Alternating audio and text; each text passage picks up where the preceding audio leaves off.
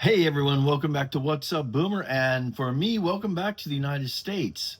So this video was actually requested by a couple of you at least, and you were wondering, of all the things you could ask me about my trip on the Philippines, the question that did come up a couple times, and significantly enough to where I noticed, was what food did you eat while you're over there? That's actually a legitimate question, and you asked me to take pictures.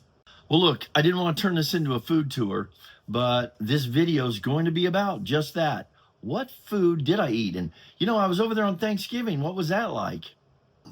Look, I'm still semi-retired. I still work at Home Depot, and I'm still on a Social Security budget.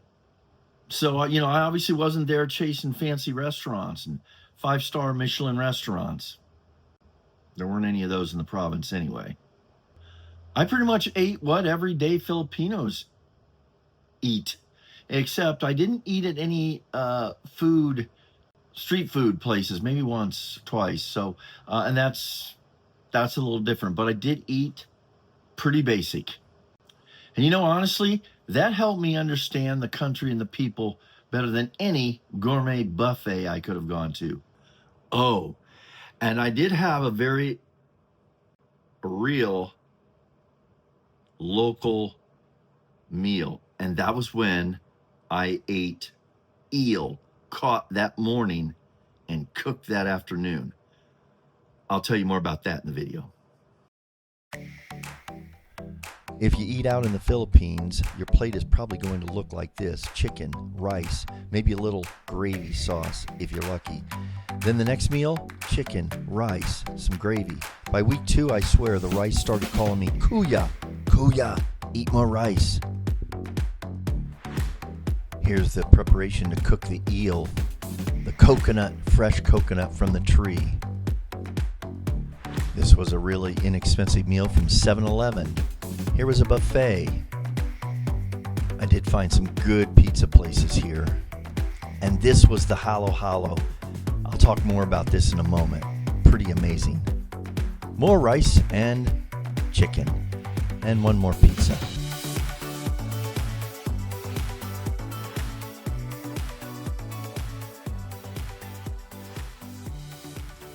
Now, this was a little bit wild to me. This trip, unlike the first one, is I did not eat at McDonald's when I was there. But what I want to say is this: is the Western influence I've read and I think I have observed, the Western influence foods are really having an impact on the people of the Philippines. And proof of that was in any mall or any freestanding restaurant such as McDonald's or Jollibee.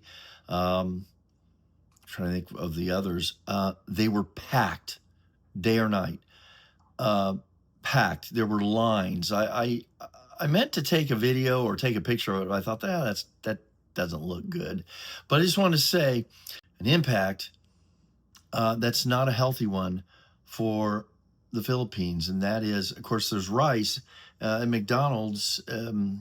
I think you can get hash browns, but rice is going to be served with pretty much every meal option. And these foods are processed. And it was noted to me that the younger people now in the Philippines are bigger than, say, the older Filipinos. And there's no doubt about that now. They're taller and they're heavier. As a matter of fact, in some of one of the more popular restaurants, Chicken Ingasal, which I ate at twice and had two of the better meals that I had there, was with their barbecue chicken. It was delicious, very, very tasty. But their policy that they gave is unlimited rice. And let me tell you, that was taken advantage of abusively.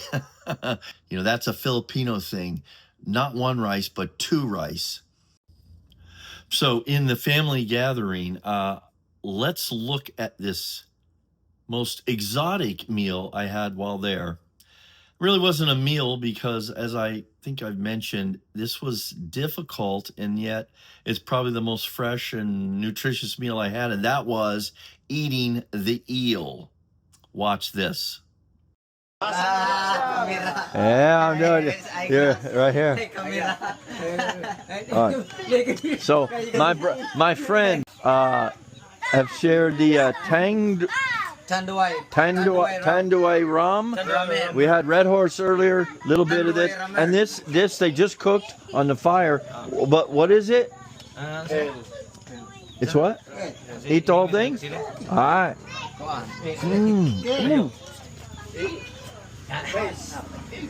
Wow. That's eel. And they caught it right here in the water, the stream, right? Okay. That's really good. Tastes a little bit like chicken, but the skin is very fatty and it's spicy. Well, it did taste honestly good. And the skin I could tell was really fatty. It was made in a coconut-based sauce, water. It was exotic, guys. Here's the thing, though. You know, we in America, if it isn't out of a box, a can, or package, or processed, it doesn't seem right. Yet this thing came out of the water, caught. It was in a hole, I guess. Pulled it out. I'm glad I didn't. In a way, I mean, to me, it's like a big snake. But it tasted good. And if you notice, they looked at me like, I was thinking at first, is he going to eat this? Like, we didn't want to eat it. But I think they did. There was multiple spoons. And when I got over there, it's like they had saved this for me. And I think it was important, number one, I try it. But I probably should have had another piece. Again, it wasn't bad. But my first experience of eating eel, and who knows, it might be my last. Okay, so I think it was actually before I ate the eel. I was asking for some water or whatever, and one of the gals of the family jumped up, and with Lloyd, I think a cousin, they immediately just went and again, it was like they're there to serve me. I didn't ask for this. They said, we're going to get you some coconut water, because I was saying I was feeling kind of dehydrated. Oh, boom. Watch this.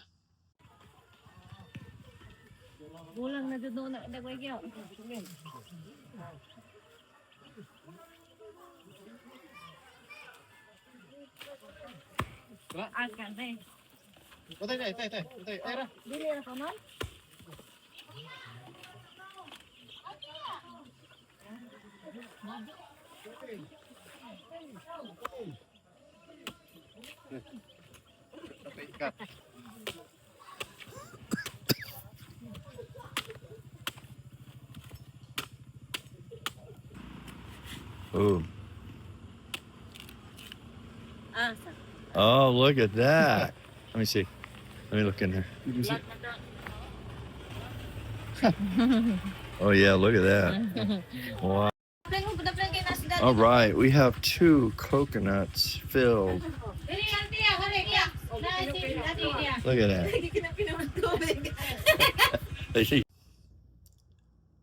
And there was a lot of water in those coconuts. That's only the second time I've ever had coconut water, like from a coconut. And it's amazing. It doesn't look like there'd be that much in the coconut, but it seems bottomless. Because those 2 coconuts, man, we had coconut water for the next half hour, anyone that wanted some. Well, 2 more things I just want to mention or show you was the Halo Halo, which I had heard about, did not have it my first visit there. Here's a picture of it. It's a really unique combination made with crushed ice, then like this ice cream stuff and some kind of chewy candy stuff. They're like jello-y stuff. Beans and that purple ice cream thing. I'm telling you what. It's not only filling, it's really delicious. I was glad to try it. I had 2 while I was there, and both of them were just really good.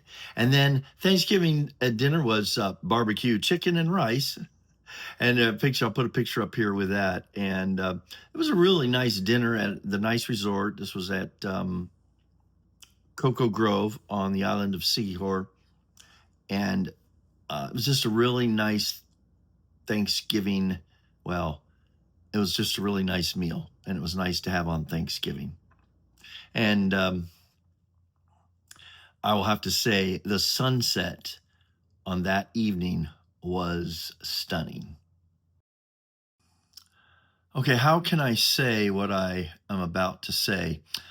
I hope you enjoyed the video about the food on my Philippine expedition, my international travel to a country so far away, with the culture being so different. And it wouldn't make a top 10 list of culinary places to go to eat, at least not the places I went, but that was kind of the point of my trip. You know, the food isn't just about the ingredients, the calories or the healthiness of it. It really is about the culture. And I hope that came through because, especially with the gathering, I know I didn't get a lot of video, at least not in this video, about that party, but I thought about doing a big party at one of the resorts for everybody. But you know, it just wouldn't have been the same. Getting together in their homes, getting those coconuts, eating chicken and the eel, that was a special time. Sharing a meal together in I guess, an authentic Filipino way. You know, kind of emphasize that it was about the community, about an Americano and a Filipino family, and enjoying some fun, drinks and food together. Also song and dance. That was pretty fun. I don't have any clips that I know of on that. So, you know, it was outside of the city, up in the mountains on the island of Siquijor. It made me feel grateful. It was definitely an experience and a different look at simple life and simple living. I think I'd wrap it up like this. It was an adventure in food, but it was based on chicken, rice, and real life. It was good. You know, I was there during the Thanksgiving celebration back here in the United States. Filipinos get together every day and have a meal.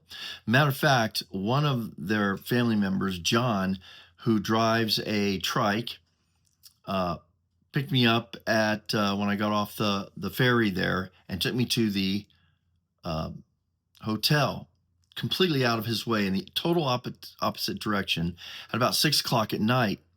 And I invited him to go for pizza. Pizza, it seems like that's all I ate, but it wasn't. I just said, hey, you're welcome. Why don't you come with, you know, and we'll have a meal. He said, oh, no, thanks. I got to get home. Come to find out, what I learned is his family, wife and 2 kids, were waiting for him to bring something home to eat that night. That was humbling. Well, I'd have to say, of all the things on this trip, one of the highlights was the food, even though the main courses were chicken and rice.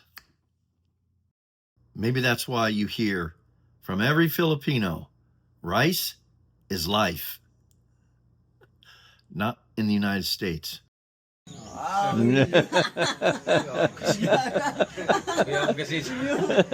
right, now I'm going to try the catfish, which was caught local.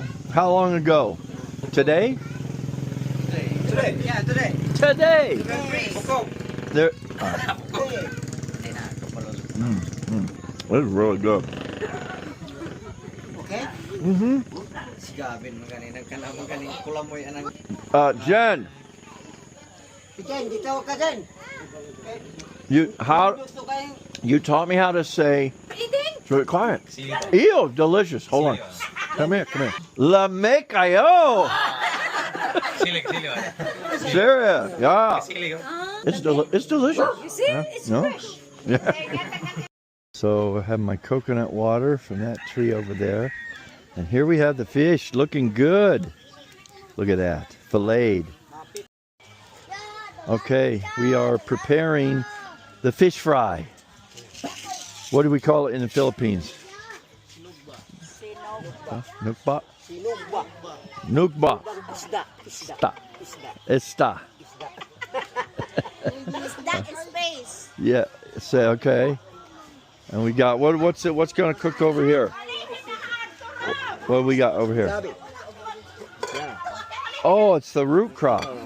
Oh.